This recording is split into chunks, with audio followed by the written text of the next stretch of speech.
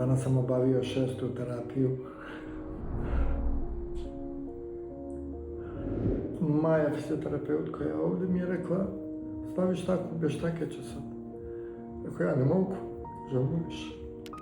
Kako se osjećate kad ste sad ostavili vještaku? Presreću.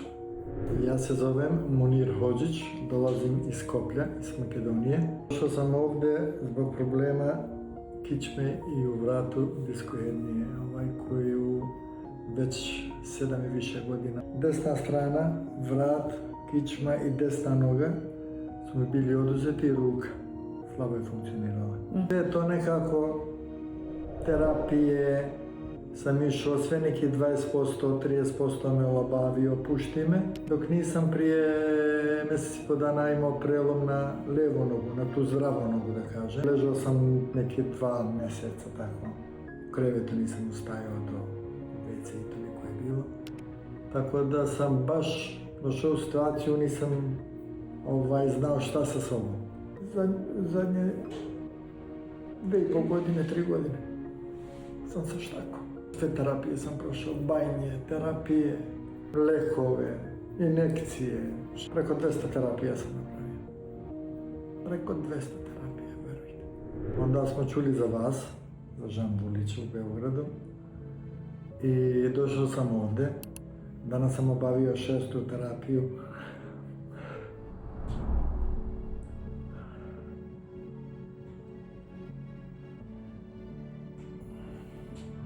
Štaku sam ostavio danas. Ne mogu da verujem. Kako se osjećate kad ste sad ostavili vještaku? Presreću. Maja, fizioterapeutka, je ovdje mi je rekla, stavi štaku, vještake ću sad. Rekao, ja ne mogu, žalumiš. Onda sam je ostavio, apartman je tu na neki 350 metara, otišao sam bez štake i došao bez štake. Tako da sam presrećan. Jer prvi put sam osjetio da ima spasa za mene. Ponedjeljka sam ovdje, danas je sreda, ponedjeljak sam stigao iz Skoplja, počeo sa terapijama, danas već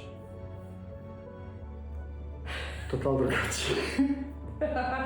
Ona svete se sresti ste. Da.